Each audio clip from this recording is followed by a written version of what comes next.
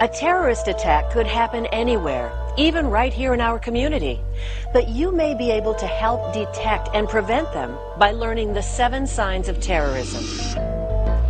The 7 signs of terrorism you should know about are 1. Surveillance.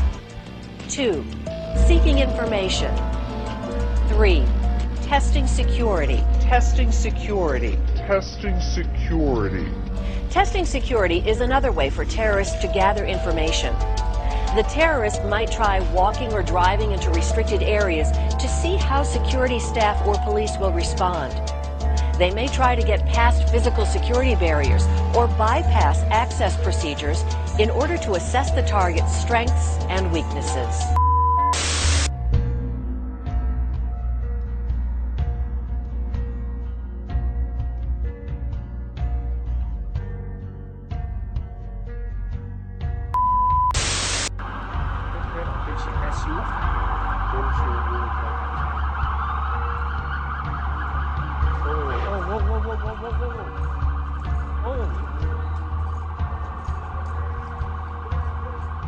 Take this very quick. I am.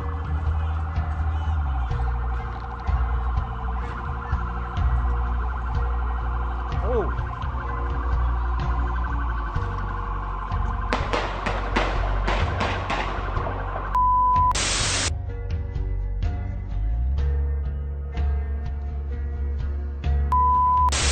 We're just learning more about that incident that caused a lockdown at the White House. That lockdown was lifted just moments ago. This new video shows a man who was taken into custody. A source familiar with the incident tells CNN that an individual was following a motorcade onto Pennsylvania Avenue that was carrying the Obama daughters. Those white flags, actually Old Glory, bleached white.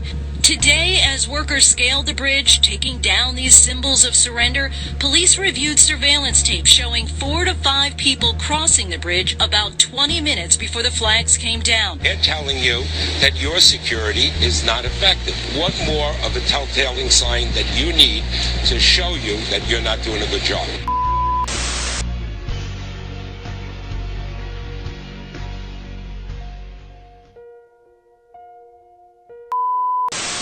A Pokemon mask climbed over the fence and started nonchalantly strolling on the White House grounds.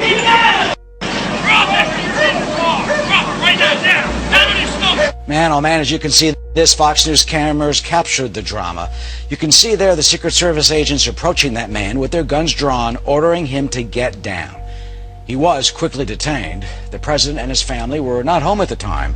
And as of now, there is no word on who that intruder is or what he possibly had in mind.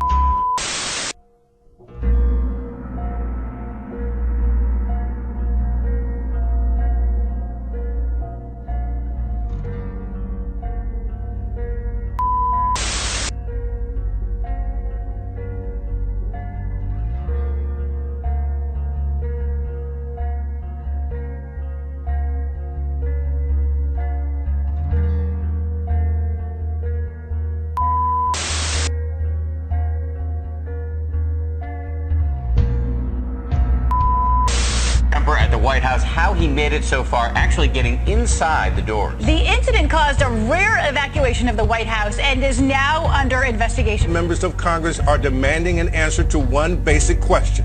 How could this happen? They're telling you that your security is not effective.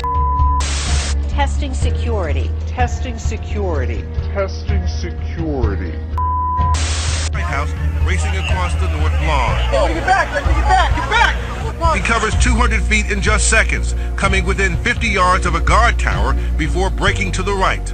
Watch here as he makes his way to the driveway of the residence, veering behind this line of bushes as the Secret Service personnel respond. But it's too late. The man makes it to the portico door, getting inside before he's arrested. The idea that he could walk into the White House, that it actually was unsecure, is the troubling aspect. All right, brand new video just in of Friday's White House security breach. Take a look right there, the video showing a man jumping the White House fence, then running, as you see right there, right up to the White House doors. You can see at the bottom of the screen there, the man running towards the hedge, then right up the steps, and then voila, into the north portico doors. Officials identify him as 42-year-old Omar Gonzalez, an Iraq war vet. They say he made it all the way through those north portico doors before being stopped. The U.S. Secret Service says he was carrying a 3.5-inch folding knife in his pocket. Excuse me, sir. Are you lost?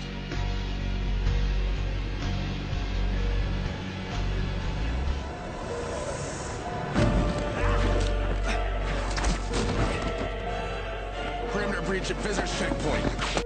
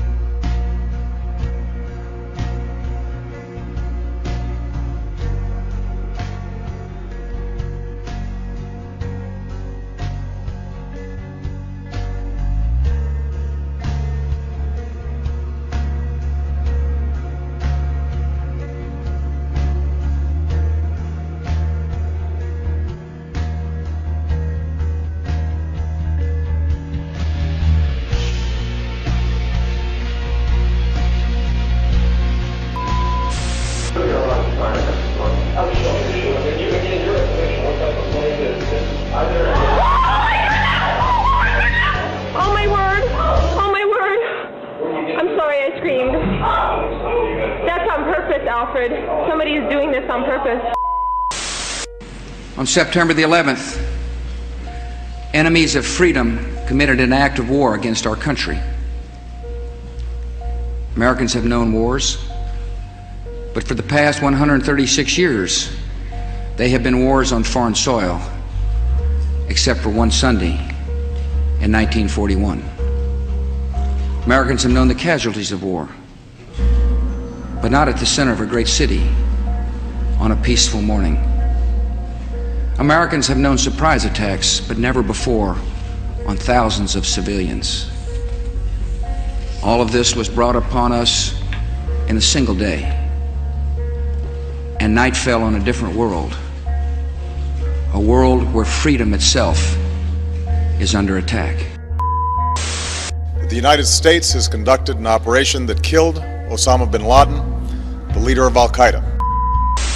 The ISIS forces attacking the Iraqi government have declared their territory a new country under strict Islamic law. Their leader is becoming, in effect, the new Osama bin Laden. On my orders, coalition forces have begun striking selected targets of military importance to undermine Saddam Hussein's ability to wage war.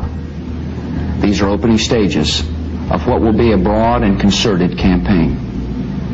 More than 35 countries are giving. Every nation in this coalition has chosen to bear the duty and share the honor of serving in our common defense. So tonight, with a new Iraqi government in place and following consultations with allies abroad and Congress at home, I can announce that America will lead a broad coalition to roll back this terrorist threat.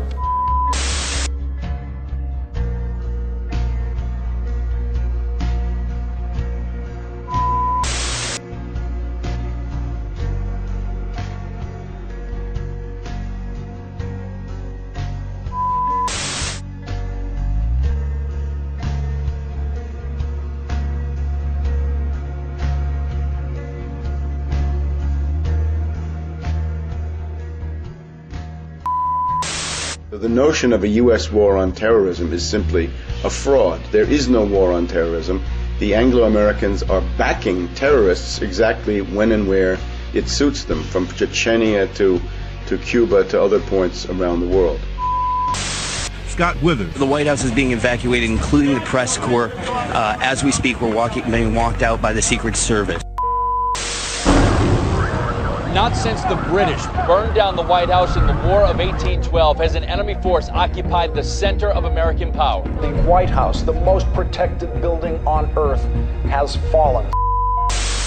There's an oligarchical consensus in the United States, inspired by the neocons and the rest of them, which is that without an enemy image, you cannot have an oligarchical society. Ultimately, that's the why, because if you look at this, you say, terrorism, endless war, why, who benefits? Those who benefit are the beneficiaries of the current system, financiers primarily. They feel that without the diversion of a war, they cannot maintain social relations, property relations in the current form, and this they are determined to do. So they have manufactured, in a complete hysteria, a largely fictitious external enemy. You remember 1984 by George Orwell.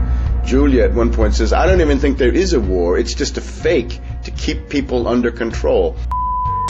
What you're going to start to see is people being arrested for domestic terrorism. In the meantime, a business owner from upstate New York has now been indicted on charges of trying to aid ISIS. 30-year-old Mufid Elfki, who ran a convenience store in Rochester, is a naturalized U.S. citizen from Yemen. He was arrested in May, accused of buying handguns from two men who turned out to be undercover informants for the FBI. Prosecutors say he told them he wanted to carry out mass shootings targeting U.S. military personnel returning from the Middle East and Shia Muslims in the Rochester area.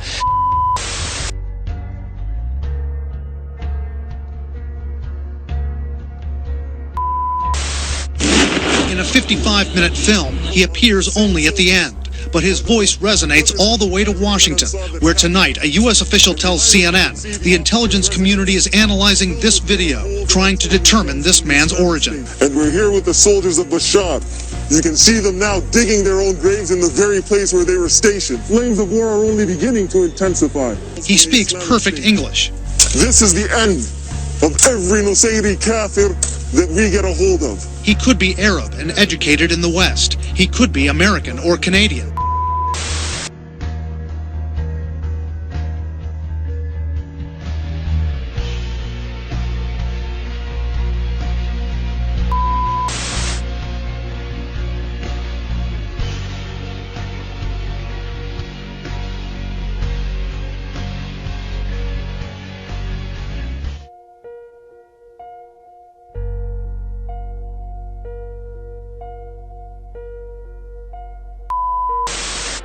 War is waged by the ruling group against its own subjects, and its object is not victory over Eurasia or Eastasia, but to keep the very structure of society in